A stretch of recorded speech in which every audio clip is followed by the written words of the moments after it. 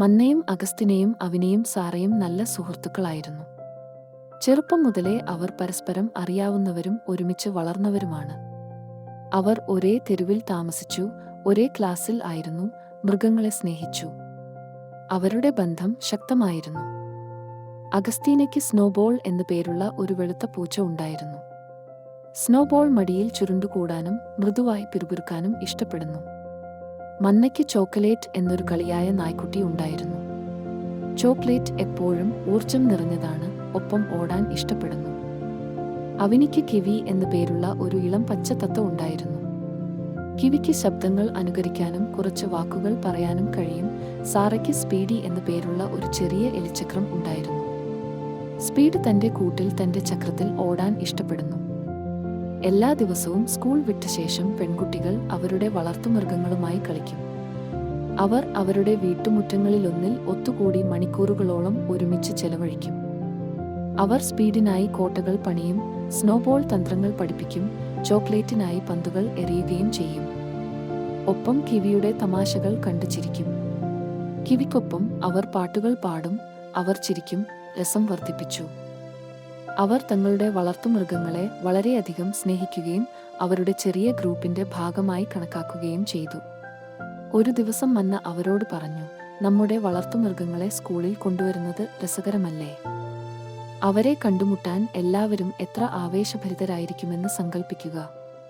ഈ ആശയം കേട്ട് മറ്റു പെൺകുട്ടികൾ ഞെട്ടി. ഈ ആശയം ആവേശകരവും അപകടവുമായിരുന്നു. ഈ ആശയത്തിൽ ആവേശഭരിതരായ പെൺകുട്ടികൾക്ക് അതിനെക്കുറിച്ച് സംസാരിക്കാതിരിക്കാൻ കഴിഞ്ഞില്ല.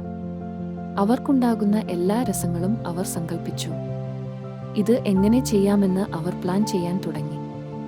വളർത്തുമൃഗങ്ങളെ സ്കൂളിലേക്ക് കൊണ്ടുവരാൻ സ്കൂൾ അനുവദിക്കാത്തതിനാൽ ഇത് എളുപ്പമല്ലെന്ന് പെൺകുട്ടികൾക്ക് അറിയാമായിരുന്നു.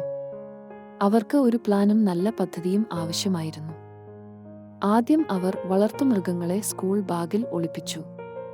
പക്ഷേ നായയും പൂച്ചയും ബാഗുകൾക്ക് വഴങ്ങാത്തത്ര വലുതായിരുന്നു.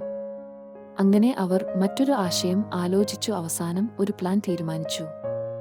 അവർ ഓരോരുത്തരും അവരുടെ വളർത്തുമൃഗങ്ങളെ പ്രത്യേക ബാഗുകളിൽ കൊണ്ടുപോകും. അവർ അധിക പുസ്തകങ്ങൾ കൊണ്ടു നടക്കുന്നതായി നടിച്ചു.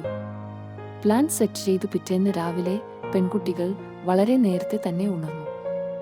അവർ അവരുടെ വളർത്തുമൃഗങ്ങളെ അവരുടെ ബാഗിൽ ഇട്ടു. അഗസ്റ്റിന പൂച്ചയെ സ്നോബോൾ പുതപ്പുകൾ കൊണ്ട് പൊതിഞ്ഞ ഒരു കൊട്ടയിൽ കൊണ്ടുപോയി. മന്ന നായയെ ചോക്ലേറ്റ് ഒരു വലിയ ഷോപ്പിംഗ് ബാഗിൽ ഇട്ടു. ആവണി കിവിക്കായി ഒരു മൂടിക്കെട്ടിയ പക്ഷിക്കൂട് ഉപയോഗിച്ചു. സാറ അവളുടെ വലിപ്പമുള്ള ബാക്ക്പാക്കിനുള്ളിൽ വേഗത്തിൽ ഒളിപ്പിച്ചു. അവർ അവരുടെ പതിവ് മൂലയിൽ കണ്ടുമുട്ടി. പ്രതീക്ഷയോടെ അവരുടെ കണ്ണുകൾ വിടർന്നു. സ്കൂളിലേക്ക് നടന്നു. ആരും പിടിക്കില്ല എന്ന പ്രതീക്ഷയിൽ അവരുടെ ഹൃദയം വല്ലാതെ മിടിക്കുന്നുണ്ടായിരുന്നു. പെൺകുട്ടികൾക്ക് ക്ലാസ്സിൽ ശ്രദ്ധ കേന്ദ്രീകരിക്കാൻ കഴിഞ്ഞില്ല. ഉച്ചഭക്ഷണത്തിനിടയിൽ കിട്ടുന്ന രസമായിരുന്നു അവരുടെ മനസ്സ് നിറയെ. ഒടുവിൽ ഉച്ചഭക്ഷണമണി മുഴങ്ങി. അതെ, ഇത് ഉച്ചഭക്ഷണ സമയമാണ്. പെൺകുട്ടികൾ സ്കൂൾ മുറ്റത്തെ അവരുടെ രഹസ്യ സ്ഥലത്തേക്ക് ഓടി. ഒരു വലിയ മരത്തിന്റെ ചുവട്ടിൽ ശാന്തമായ ഒരു മൂല. ടീച്ചറുടെ കാഴ്ചയിൽ നിന്ന് മറഞ്ഞ അവരുടെ പ്രത്യേക സ്ഥലമായിരുന്നു അത്. ആശ്വാസത്തിന്റെ നെടുവീർപ്പോടെ അവർ ബാഗുകൾ തുറന്ന് വളർത്തുമൃഗങ്ങളെ പുറത്തിറക്കി. സ്നോബോൾ അലസമായി നീട്ടി. ചോക്ലേറ്റ് അവന്റെ വാലിനെ പിന്തുടർന്നു. പെൺകുട്ടികൾ സന്തോഷത്തോടെ നോക്കി നിന്നു. പെൺകുട്ടികൾ ചിരിച്ചു, ആശ്വസിച്ചു, സന്തോഷിച്ചു. അവർ അത് ചെയ്തു കഴിഞ്ഞു. തങ്ങളുടെ വളർത്തുമൃഗങ്ങളെ പിടികൊടുക്കാതെ സ്കൂളിൽ എത്തിക്കാൻ ഇവർക്ക് കഴിഞ്ഞു. ചിരിയും സന്തോഷവും നിറഞ്ഞ എക്കാലത്തെയും മികച്ച ഉച്ചഭക്ഷണ സമയമായിരുന്നു അത്. പെട്ടെന്ന് ഒരു ശ്വാസം മുട്ടൽ അവർ കേട്ടു. അവർ തലയുയർത്തി നോക്കിയപ്പോൾ പ്രിൻസിപ്പൽ ഡെയ്സി അവിടെ നിൽക്കുന്നത് കണ്ടു. അവളുടെ കണ്ണുകൾ ആശ്ചര്യത്താൽ വിടർന്നു. പെൺകുട്ടികൾ മരവിച്ചു. അവരുടെ പുഞ്ചിരി മാഞ്ഞു പോകുന്നു. അവരെ പിടികൂടി. എന്നാൽ അവർ വിശദീകരിക്കുന്നതിനു മുമ്പ് പ്രിൻസിപ്പൽ ഡെയ്സി ഒരു കാര്യം ശ്രദ്ധിച്ചു. വളർത്തുമൃഗങ്ങളുടെ കളിയായ സ്വഭാവം അവൾ കണ്ടു. കിവി, തത്ത. സ്കൂൾ മണി അനുകരിച്ചു. നായ ടീച്ചറുടെ അടുത്ത് ചെന്ന് അവളുടെ കാൽ നക്കാൻ തുടങ്ങി. ഇത് പ്രിൻസിപ്പൽ ഡെയ്സിക്ക് ഒരു പുഞ്ചിരി സമ്മാനിച്ചു.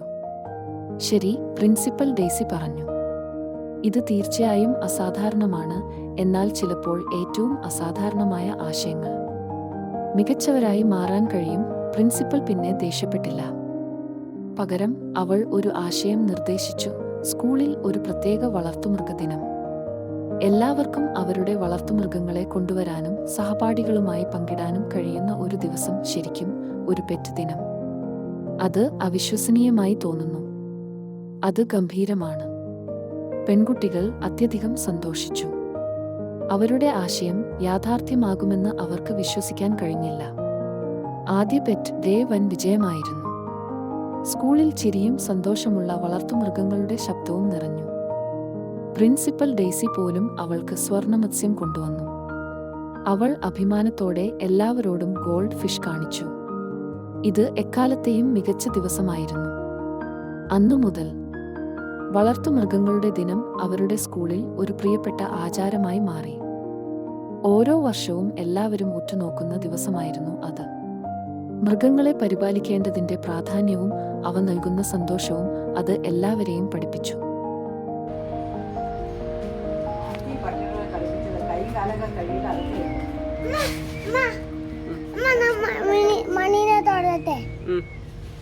അതങ്ങനെ ആക്ട് ചെയ്ത് ചെയ്യിപ്പിക്കേണ്ട ആവശ്യമില്ല.